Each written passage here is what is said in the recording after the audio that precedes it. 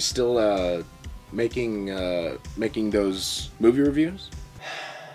Trying to. Oh, look. Let me guess. You want in on the Fallen Kingdom review. Is that why you called? Well, I can't see any other logical reason for me to get a hold of you now. I mean, we did the first review together, and it went wonderfully, I thought. And the second movie is out, and how are we not going to continue on this wonderful tradition and friendship and relationship with each other? To be able to resolve the open-ended review collection of the Jurassic Park films. It only makes perfect sense. And, checkmate. Well, that all depends, Tiger. You ever gonna give out your opinion on Prometheus? You got me! You got me! I see, someone still likes to hold 5-year grudges, don't they? But yeah, I give it like a 7.5. Alright, you could help out with a review. Wunderbar! That's fantastic!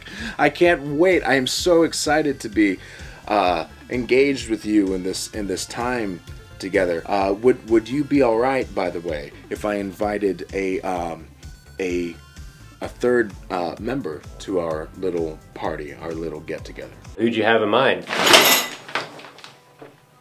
Clever girl.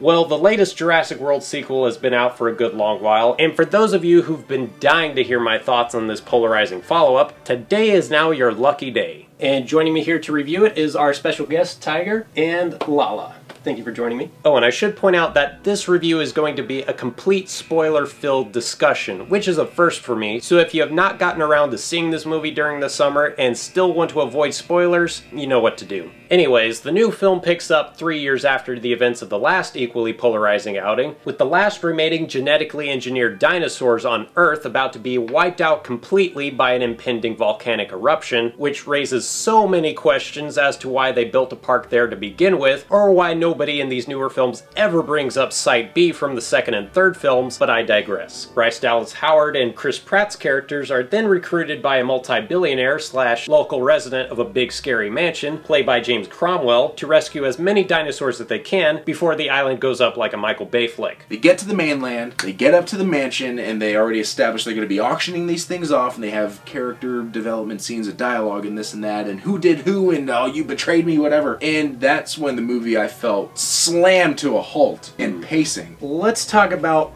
the good stuff in Fallen Kingdom. Because there is good stuff. Yeah, let's start on a positive note. The first good thing I should point out is the fact that they got a new director this time around named J.A. Bayona, whose previous credits include such films like A Monster Calls, The Impossible. Oh, really? Yeah, the Tsunami. I did like that movie. That was a good movie. It was a great movie. And he also directed the Spanish horror film The Orphanage, so the guy knows a thing or two when it comes to staging some truly terrifying moments and making them look beautiful at the same time, especially during the film's opening scene with the T-Rex. Yeah, when it started, talk about starting with a bang. That's what Jurassic World was missing. It was that opening Jurassic Park raptor cage scene that totally locked you into the movie. That's how you open up a Jurassic Park film. Also, it's a good thing to know that Bayona is a very old school type of filmmaker, as he used just as many on-set animatronics as he possibly could to help bring these dinosaurs to life. Which is always the way it should be done with these films. If you're going to have a life-size T-Rex animatronic running around on a track with its legs cut off and it's being moved halfway in frame, use your CGI to enhance it, to blend it. It's a tool, it's not the thing. And while it does get silly at times, the scenes where they're on the island trying to escape with these dinosaurs, even I have to admit they were pretty fun to watch. The escape is definitely very intense. I like that part. And the dinosaurs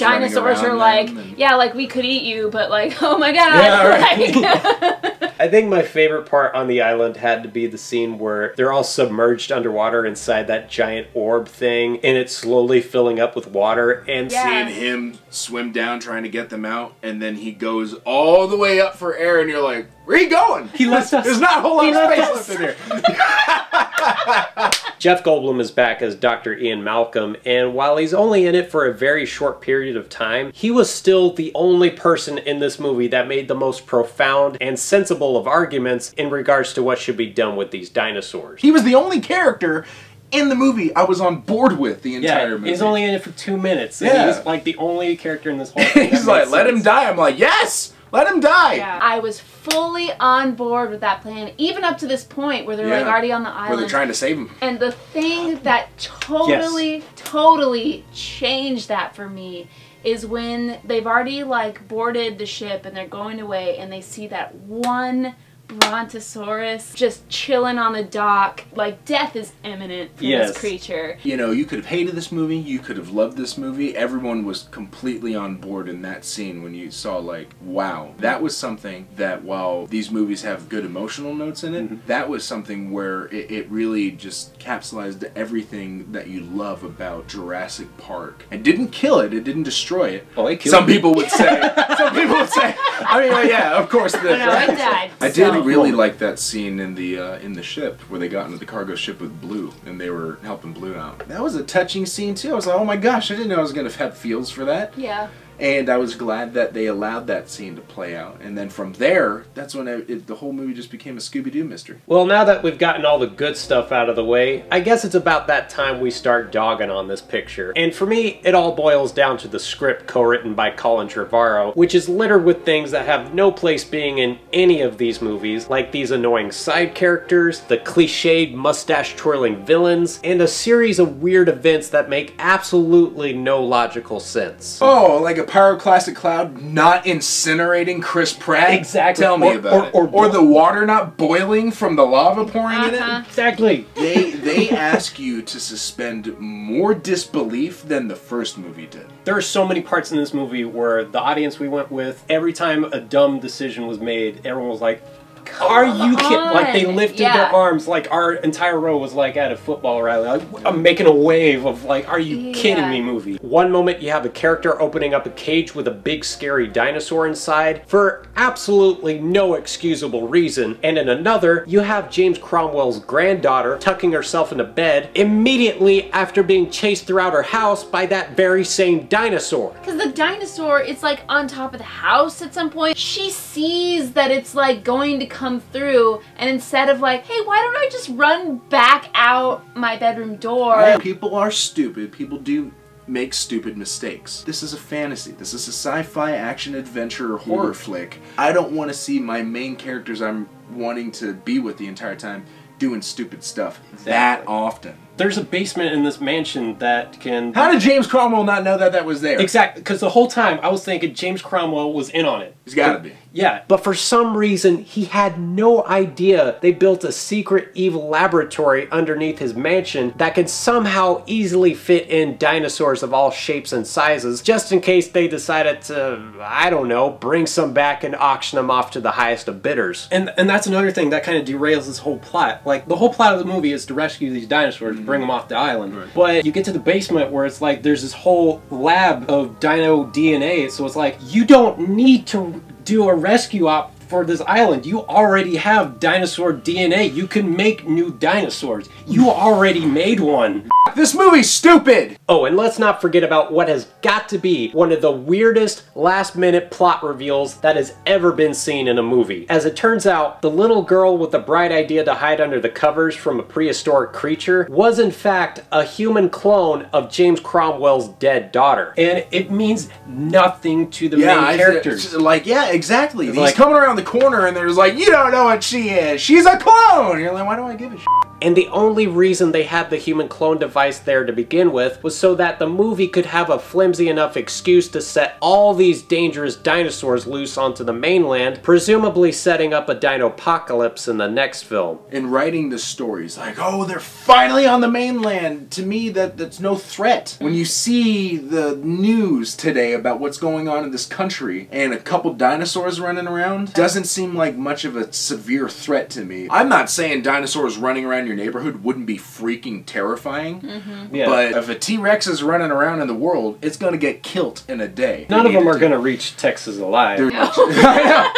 I was thinking there was a better movie there that somebody forgot to write. you're gonna get people sitting in butts wanting to watch another Jurassic Park movie. You show an hour of these mercenaries and Owen and Claire trying to round up these dinosaurs in all these different areas around the island, and shit goes wrong, and they just have to leave with what they got. And then when they get onto the ship, they don't know they've been double-crossed. So you could have still had the claustrophobic third act take place on a cargo ship in the middle of a storm, you know, with the mosasaur maybe like swimming around you or something like that. Yeah. That could have been your flick. Right. And I get they want to move it away from the island. They want to go to the mainland. It's like no one wants to see that. It's not as exciting. God, this movie should never have been franchised. It almost feels like the rest of the movies that came out were like made for TV movies. We all know that there are certain movies that should not be franchised, and then there are certain ones that work. I feel like this worked for the first 3. Bring back dinosaurs, but do a different dinosaur movie. Like, you know, I mean, people love seeing dinosaurs. Yeah. Do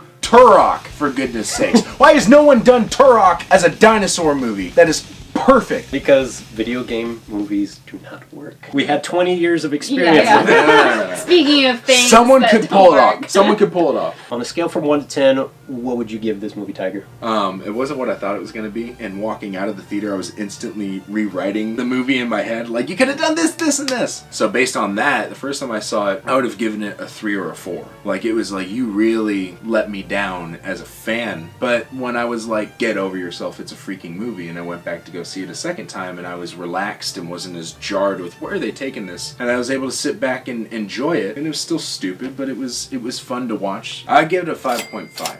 They got my money. I'm gonna go out and see a Jurassic Park movie. I don't care. I care what they're doing with it. They're banking I on. care what they do with it. But yes, I don't want to see where it's going, but I'm not gonna see where it's going. Fallen Kingdom is the epitome of whoring a product. So I'm kind of in the same area because the things that I didn't like about this movie, they got to me so badly, like to my core, like why I fell in love with these movies in the first place. I mean, if you could see my list of good things in comparison to my list of bad things about this film, it's so uneven that I can't give it any better than probably a 5. I'm gonna give it a solid 5. I love all the scenes that are on the island. I just cannot move past the third act of this movie. Like, it's that bad for me. Well, after giving myself more than enough time to dwell on it, I think I've finally come to the conclusion that not only is this a bad summer blockbuster, but it might actually be the worst film in the Jurassic Park franchise. Yes, even worse than this. Alan! Alan! The tone is inconsistent, the characters are bland and forgettable, it features way too many scenes that pay homage to the first film, and it treats its core audience like they're stupid, which is the last thing anybody wants out of a Jurassic Park movie. And for that, I'm giving Fallen Kingdom a 3. Nothing else I could say except... That is one big pile of shit. So you're gonna rank the Jurassic Park movies? Oh, sure, yeah, I think I could rank it all for you guys. Number 1, at the very top, Jurassic Park. And that's it. Good night, everybody. Roll back the rock to the dawn of time, when the earth was smoking and the lava flowed. Roll back the rock to the dawn of time, blow your cool just like a volcano. Snap your fingers and stomp your feet, soaking up a little of the jungle beat. Roll back the rock to the dawn of time, sing this song with me. Roll back the rock, turn back